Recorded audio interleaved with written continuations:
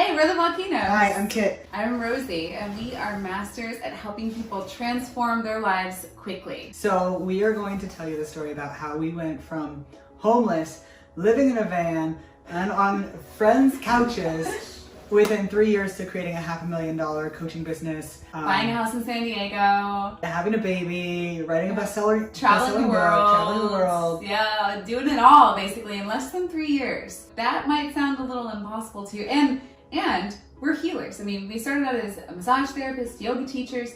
We owned our own yoga studio, and we've completely transformed our lives, and we are still in the profession of helping people heal, which is amazing. So we're still getting to do exactly what we love to do, exactly what our soul's purpose is, and we're living the life of our dreams. And it's even more fun than it was before. Oh my gosh, it's so much more fun. And so, how did we get here? We're going to tell you that story today. So we used to own a yoga studio in Asheville, North Carolina. Yeah. And we told this story when we opened the yoga studio, when we moved to Asheville. I don't need a lot of money to be happy, you know, that story. We're spiritual. We're so spiritual. And the work that we're doing should be affordable for other people, which, yeah, sure, it should be, but also we should be able to pay our bills. I remember one day we were so broke. Also, I just want to live a simple life. I remember one day we were so broke, the lights got turned off in our yoga studio while I was teaching a class in the middle of the day. So we had candlelight yoga at noon. Yep, exactly. It was cute. It was cute. Not for very long though. So that's a simple life. Yeah. We got to a point after about 2 years of doing this where we were on the brink of divorce. Oh. We were both really depressed. We were going deeper and deeper into debt. We were super worried about how to pay rent on our house and our studio. And I got a huge wake-up call one day. We thought we were living by the rules of law of attraction. We thought we were. We made vision boards. Mm-hmm. We, we're going to manifest this. We're going to manifest this. Yeah. But the reality of it was our vibration and our thoughts were sending our desires in the opposite direction. And so externally we would say these things like, oh yeah, we're going to get a house. We're going to get $10,000. Yeah. We're going to do it. Mm-hmm. In the meantime, what we were actually thinking was, where is it? Where is it? Where is it? Where is it? Where is it? Oh my God, life sucks because we don't have it. Oh my God, life is so hard because we don't have it. Oh my God, how are we going to pay our bills? Oh my God, oh my God. So that was the thought process running fear, in our head. Constant anxiety, constant worry, constant like, oh my God, why isn't it here yet? What are we doing wrong? What are we doing wrong? Why isn't it here yet? And we had this stark realization when we actually revisited what law of attraction is really about. Mm-hmm. And law of attraction and creating the life you want is about feeling it first. You have to feel it first. Your emotions are your internal compass, your GPS. And so you have to convince your body and your emotions that they match what you're saying externally about your life. Like, I am abundant. Abundance flows to me and through me. You have to actually feel that on the inside too. And so we had this game where we would play this little game, and it would be like 17 seconds. So when we realized what we were doing to ourselves, we literally decided right there, because we had gotten in enough pain that it was enough to stop what we were doing. We had decided that we were going to go on a fast from complaining, from worrying, from talking about things that didn't feel good, from anything. We were just going to no shut gossiping, it down complaining, ASAP, and talking about money in a negative way, and not let it get any kind of momentum because it was real in the moment, or because, just because we were justified in talking about it. So we played this little game. Right, where as soon as one of us would start talking about something in a negative direction, the other one would say, 17 seconds, 17 seconds.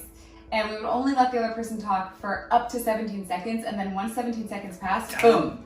You cannot talk about it. You cannot think about it anymore after that. It is done. It is over, gone, on to the next subject. And what we were doing in that moment is we were overriding the momentum that could have turned into like an emotional spiral, just feeling kind of crappy, and we rerouted it to something better. It's like, yes, okay, talking like this, thinking like this, feeling like this has got us what we have right now. Let's try something completely different. And we are changing our neuroplasticity. So your brain, all the way till the end of your life, I mean up into your 80s, your brain is plastic. The neurons are constantly firing together, wiring together, pruning off the connections that you no longer need and strengthening the connections that you spend the most time with. And so if you spend the most time worrying about money, being angry that you don't have it, being sad because you want to do all the things that need money to do, like go traveling or have a successful business or buy a house. If you spend your time thinking about those things, it's not just this spiritual woo-woo thing of, oh, well, you think it didn't exist. It's actually a neurological, hardwired thing in your brain. The more time you spend thinking about that stuff, the more easily that stuff will come up into your thoughts and into your reality. The more time you spend thinking about the stuff that you want to create in your life, the more time your brain will start to strengthen those connections and strengthen your reality in that direction. And that's what started happening for us. And not just thinking about it, but thinking about it from a dream-like, really excited, like super believable place. We would start talking about stuff before it happened like it already happened. So what I really wanted to do was go to Scotland. I had always dreamed of going to Scotland. I've always felt a connection to Scotland. And we would walk through the woods and I would talk about it. I would talk about how we were going to go abroad, we were going to travel and all this stuff, and talk about how good it felt and how exciting it was and how much fun we were going to have. And we would just go for it without holding back, without thinking, oh, we could never afford that. And guess what? Within 2 weeks, of us deciding to not be negative, to not complain, to not worry, to reroute all those thoughts, within 2 weeks, what happened? A yoga teacher from Scotland, you may know him as the Kilted Yogi, called us. We did not know him. He called us and asked us if we wanted to move to Scotland and teach for him. And we said yes, of course. When do you want us? And so we did. We moved to Scotland for the last 6 months of 2016, had an amazing time. And that just led from one thing to another, to another, to another. And we basically gave ourselves a blank slate. What I realized when we refocused our energy towards our mindset, our beliefs, and our vision is that we chose to open a studio and move to Asheville from a limited mindset, from a mindset of thinking, we'll never have enough money. We have to do something practical. We can grow our own food and live in a tiny house. When really, it's because I didn't believe in myself. It's because I didn't believe in the possibility that the universe could deliver me what I wanted. And it's also because I was afraid of what people would think of me when I did make money, when I did have success, because I was surrounded by a lot of people who actually weren't very successful, and I started to feel guilt from it. And because I was, I had a little success before we opened the yoga studio. And I started to sabotage myself by opening that yoga studio, just really undercutting what was possible for us. And when we both realized, oh my gosh, that is why we made that decision. Anything is possible if we just allow ourselves to have whatever we want. What do we really want? What would we really want? We don't want a yoga studio. We want to travel. We want to speak from stages. We want a house in San Diego. Where would we really want to live if we thought anything was possible? And we were like, San Diego. So what does this have to do with our challenge? So we have a challenge called the Get Yourself Together Challenge. And within this challenge, we teach you basically all of the little tips and tricks, just like that 17-second rule, that's in the challenge, of how we got where we are today. We've taken it all, we've condensed it, we've boiled it down, we've refined it, and we've made these 5 amazing masterclasses about it during this challenge. And it's an online challenge. The early bird price is $30 and then it goes up to $47.